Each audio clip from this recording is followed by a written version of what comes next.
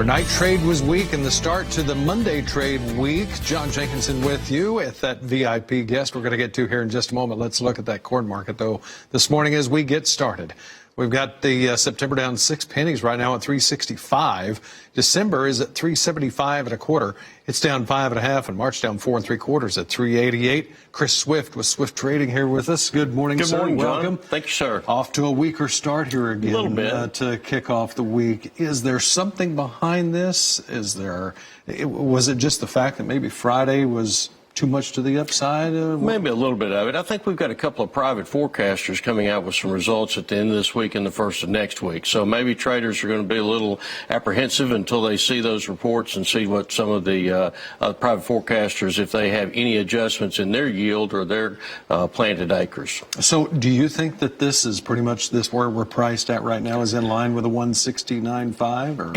It kind of looks that way. I mean, we're right at contract lows. I mean, we have taken away all of the premium that we had this summer that we built into it for the weather, so we've taken out 100% of that premium, and now we sit here and wait for actual harvest data, which surely will come in from the south first and probably be some of the better data that we get, and then as we move north, then we find out how much this rain has actually impacted those crops. All right. Well, let's look at soybeans and see where we're at there. Soybean market here today, it's on the weaker side as well, with September down 6 3/4, 860 1/2, November down 6 1/2, 873.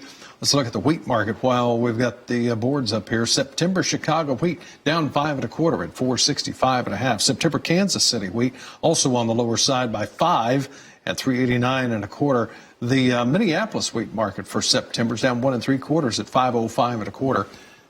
Yeah, soybeans are weaker, but it just seems like there's weakness all the way through in this whole complex. It does. And wheat last week, there were some sales. I think they were either from Egypt or out of Egypt that were quite a bit lower than world wheat prices. So I think that kind of dampened any spirits that we had for the week of seeing the wheat market come up. And soybeans are still a Chinese issue. They'd canceled a load last week, and we saw some disappointment in that. And still seems like a lot of rhetoric going on in that arena. Been hearing reports of rain maybe in Illinois over the weekend, and some say, well, maybe that could help with some pod fill. It's possible.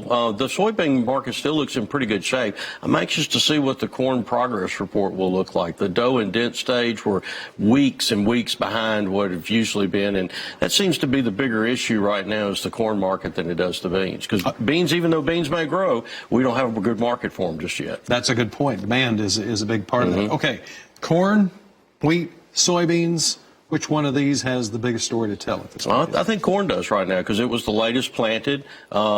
We've got some really interesting weather. It's still raining out there, which right now they probably could use a little dry weather. And before too much longer, we're going to be cutting silage down south here. So we need a little bit of dry weather to help promote that. Okay. Speaking of silage, we need to get into the livestock trade. So right. Stay with us. We're going to do that next here with Chris Swift here on the Market Day Report.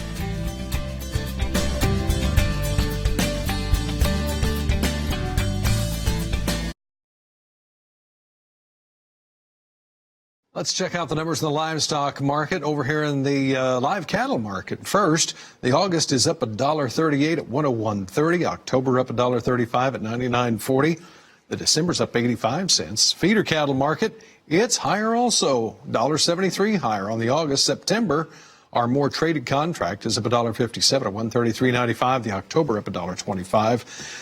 Hog complex today after Friday's limit lower. October up $1.27 at 63.27. December up 105. A lot of volatility in that hog market. It really is. It really is. So, and probably not going to slow down anytime soon either. The huge basis. The lean hog index is still trading in the low 80s right now, and most of the futures in the upper 60s. So a lot of basis to converge there. Is there a word to describe what's going on in the cattle market? No, it's. I wish there was, but you and I had a great conversation on Thursday about it, and thought we really had it all figured out, and then we come in today and found out that the packing ability is quite a bit larger than what we had assumed that it was by being able to facilitate those additional animals in. And I did notice one thing, that last week's cash sales in the feeder markets and all, they were very, very low. Once we heard that information and the futures market took a dive, then everybody else else in the cash market, said, let's let this sit down for just a little bit and see what the dust settles what it looks like when the dust settles. It'll be interesting to see how large this show list is today for this week's cash cattle trade. And it should be pretty good. We knew we were probably coming into some more animals the latter part of August and into September. Nothing like the big kills that we have been seeing, but there's enough animals out there right now that need to be processed to keep this thing moving. But what a run up in the boxes. Oh, yeah, tremendous. Over $20 in a week. Does that scare off demand down the road, or do you think that there's some cushion in this market to absorb some of that? Do you think there's going to be maybe an adjustment at some point? There's not a lot of inelasticity between the meats right now, so I think that if you do begin to put beef higher, then the consumer will look at that and go, hey, I'm not real sure if I want to pay that versus, and of course it just looks like to me, this is my opinion only, but that's a pretty big move up in boxes for no more detriment than we seem to have had. There's been a lot of discussion about this capacity and whether or not it was able to absorb it. I even heard of some instances you and I were talking about where some of these plants were doing some kills on Saturday, running some shifts on Saturday, right, and even having to pull in a few more cattle just to make that shift work. Right.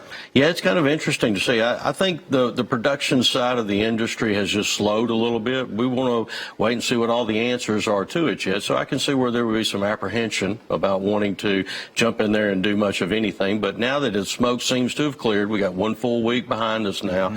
We should be able to see how much longer it's going to take before they will get that plant operational and see how quickly that Tyson can make their adjustments. How much influence will the next cattle on feed report have on this market? It'll be a pretty big one because it won't dictate the report we're fixing to get won't have any of this instance in it. Right. So we'll all be dealing with the July numbers, and although probably the placement number might be down just a little bit, I don't think it'll be down a large amount.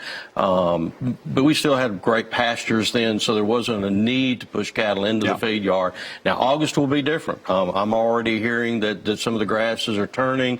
We're starting to get some of the fall run geared up and ready to go, and it's just the seasonal time frame to move animals. Always good to have you in, Chris. Absolutely, John. Thank you, sir. Have a good day, sir. You too. Chris Swift with Swift Trading here this morning with us. All right. As always, thank you guys very much for the rundown.